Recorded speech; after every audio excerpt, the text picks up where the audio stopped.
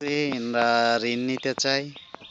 তো বাড়িটা এসে একটা জিনিস ভালো লাগলো যে এনার বাড়িতে প্রতি বছর ইনি টমেটো চাষ করে।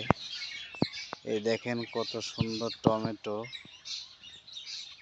টমেটো সুন্দর করে ঘরের সাথে দিচ্ছে। টমেটো চিকন করে খাল, এ পাশে ধান। এখন বাড়িতে পেঁপে গাছ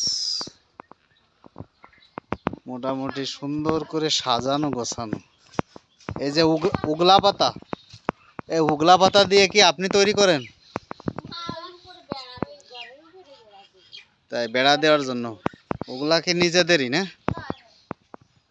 এই জিনিসটা ভালো লাগলো যে বাড়িতে বেগুন গাছ আর টমেটো এত সুন্দর করে লাগাইছে, কচু আছে। এই যে তো আপনি খালাস, আপনি যে ঋণটা নিবেন, এই ঋণে আপনার মেয়ে হচ্ছে চাকরি করে, ওইখান থেকে মাসে মাসে টাকা দিবেন, তাই তো?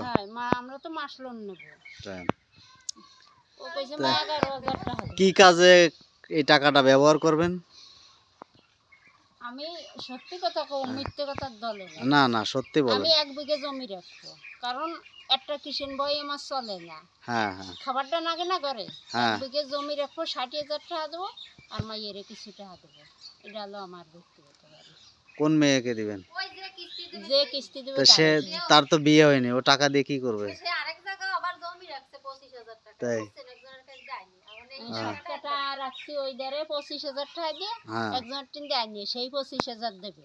তাই আমার টাকা একটা হোক, তাহলে 60,000 আর 25,000 85,000, আরো তো 15,000 বেঁচে যাবে। তাই ওই যে দেখেন না গাছ হয়নি, এই যে এইগো সরাইয়ে প্রতি মাসে কত টাকা করে দিবেন? 11,000। তাই সঞ্চয় ডিপিএস সহ? আচ্ছা, তাহলে খালু কি কাজ করে?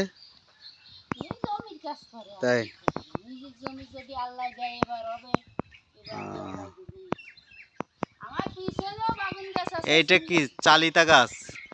চালিতা ধরে? বেশি লাগেছি সব।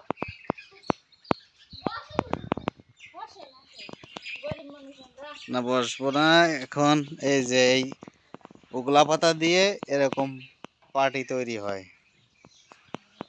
আচ্ছা ঠিক আছে। বাড়ি থেকে বেরোনোর সময় দেখি সুন্দর একটা ফুলের গাছ।